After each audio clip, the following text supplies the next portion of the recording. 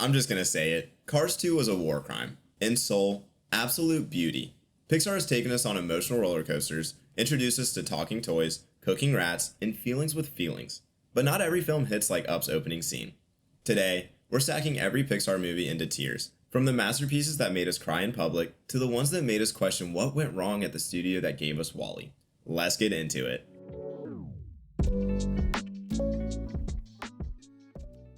Welcome back to my channel, the place where movies get ranked, roasted, and respected. If you're new here, hit that subscribe button and join our little film-loving family. Today's mission, a full Pixar tier list. Yep, all 28 films as of 2025. And don't worry, I brought the emotional damage. We're splitting them into 5 tiers. Masterpieces, great, good, pretty good, and just fine. Let's get ranking. Draw! Got me again! I don't like confrontations! Boss, look, an alien! Where? You're mocking me, aren't you? Oh, impressive wingspan! The film that started it all. Not just a technical marvel, but a storytelling home run. Woody, Buzz, Sid's bedroom, every frame is iconic, timeless, emotional, and groundbreaking. Excuse me? Whoa. My friend and I need to get to the East Australian Current. Sure, the EAC. It's in that direction. An underwater father-son odyssey that balances humor and heartbreak beautifully. Just Keep Swimming isn't just a line, it's Pixar gospel. Honey, come to dinner. I can't come to dinner! I've got the red... I gotta go! What if superheroes were grounded in family dynamics and midlife crisis? Brad Bird's sleek, stylish vision still slaps. Syndrome is an all-time great villain. With these guys. Hi, Mr. Fredrickson. Please let me in. The first 10 minutes are cinema history. After that, an imaginative, heartfelt adventure with a grumpy old man, a talking dog, and a flying house. And it works. Riley, I do not like this new attitude. Oh, I'll show you attitude, old man. No, breathe. What is your problem? Just leave me alone. A brilliant metaphor for growing up, grief, and memory. Through personified emotions, existential, and accessible. Take Her to the Moon for me is still devastating.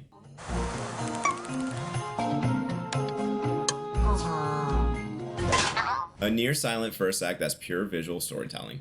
Themes of environmental decay, consumerism, and love wrapped in a robot romance? Yes, please. We all knew this day was coming. We're getting thrown away! No, no one's getting thrown away. We ain't ever getting played with. Hold on, this is no time to be hysterical. It's the perfect time to be hysterical. Should we be hysterical? Ow! Yes, maybe. The perfect emotional conclusion to the trilogy. That incinerator scene traumatized a generation. A powerful exploration of growing up and letting go. I don't want to eat garbage, Dad. What is that? I don't really know. A rat who cooks in France, and somehow it's not gross. Ratatouille is a visually rich, charming story about passion, art, and proving anyone can cook. Welcome. Anything to declare? As a matter of fact, yes.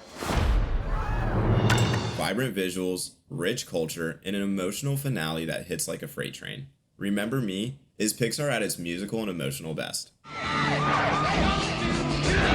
There's a kid here! A human kid! Before Pixar perfected sadness, they perfected friendship. Mike and Sully's chemistry is top-notch, and Boo might be Pixar's most adorable creation. 151,000 souls go into the great beyond every day, and I count every single one of them. The count's off. A deeper, jazz-infused meditation on purpose and living in the moment. A little too abstract for some, but ambitious and beautiful. Boy, are we so lucky we ran into you guys. Wow, those guys are jerks. Wow, those guys are jerks. Pixar pulled off the rare sequel that deepens the original. Inside Out 2 dives into teenage anxiety, self-worth, and emotional evolution with nuance and humor. New emotions like anxiety and envy steal the show, and the film manages to feel both intimate and universal. It doesn't quite surpass the original, but it absolutely earns its place alongside it. Hey! Oh, no. Dead girl, off the table! Where are we supposed to put her? The bed's taken. What? Hands down one of the best Pixar films ever made. Just making sure you're paying attention. What are we gonna do go, Buzz! Use your head. But I don't want to use my head! Hold on. The toys are back in town. Woody saves the day again! Often called the best sequel ever, and yeah, it's fantastic. Jessie's When She Loved Me scene is heartbreaking, but the plot does feel a bit scattered compared to the original. Dad, what do you think he kills with those? Anything that swims. Simple, breezy, and nostalgic. A story of friendship, identity, and Italian summer vibes. It's not deep, but it's undeniably charming. Our ancestors had a mystical connection with red pandas. Are you kidding me? This little quirk runs in our family. Pixar goes full puberty metaphor, and it works. A bold, personal story with a unique tone. Not for everyone, but refreshingly different. Dad, those are too hot. I love hot food!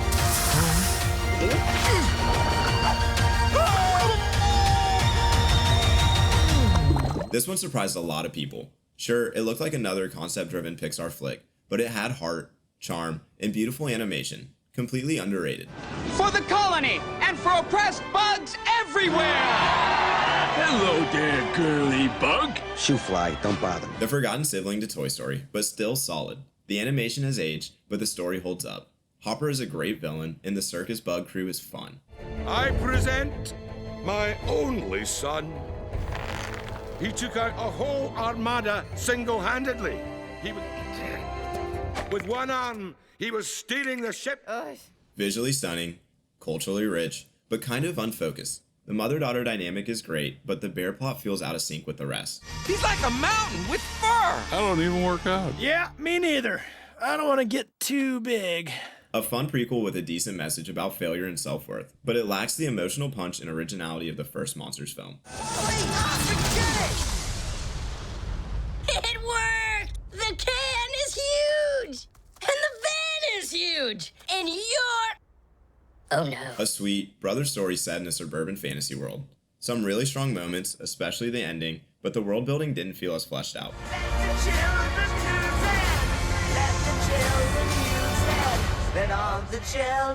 Chris Evans did his best, but this was a weird pivot. It's not bad, it's just unnecessary. The emotion's there, but it lacks the spark that made Buzz Lightyear iconic in the first place. When is the last time you cared about something except yourself, Hot Rod? Don't you big city race cars ever just take a drive? This one has fans, and I totally get it. But Cars has always felt like the weakest of Pixar's early run. Radiator Springs is cute, but the story drags, and Lightning is just kind of annoying.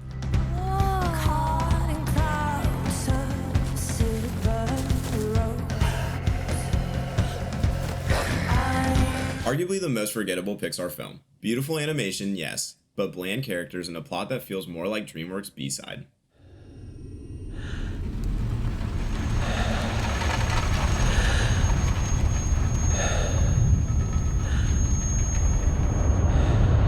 A small improvement over 2, but still stuck in a franchise nobody was really asking to continue.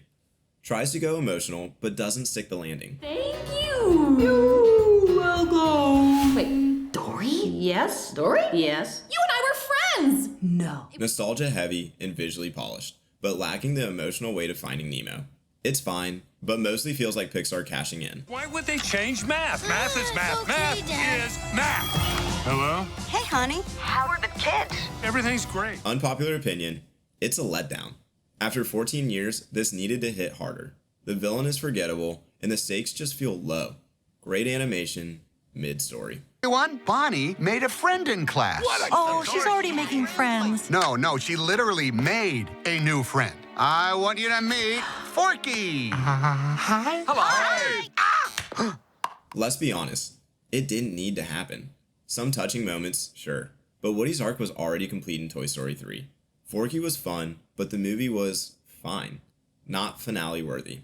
Finn McMissile, British intelligence. Toe Mater, average intelligence. Pixar's first real miss, a spy thriller starring Mater. It feels like a completely different studio made this. Tonally bizarre, narratively empty. Let's zoom in on the real golden moment. Pixar's stretch from Finding Nemo to Up. 6 years, 6 films, no misses. We're talking Nemo, Incredibles, Cars, Ratatouille, WALL-E, and Up. That run, legendary. It was peak Pixar. What happened since then? the studio began splitting focus, more sequels, corporate mandates, and less personal storytelling. It's not that the talent's gone, it's that the risks got smaller. Still, when Pixar goes all in, Coco, Inside Out, Soul, they prove they've still got it. And there it is. Every Pixar movie ranked.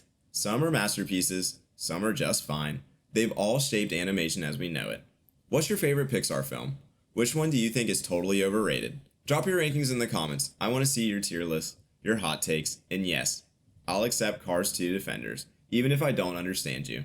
If you like this breakdown, hit that like button, subscribe for more movie rants and rankings, and share this video with someone who still cries out "Remember Me." Remember me. Thanks for watching. I'm Adam, and I'll see you in the next one. Take care.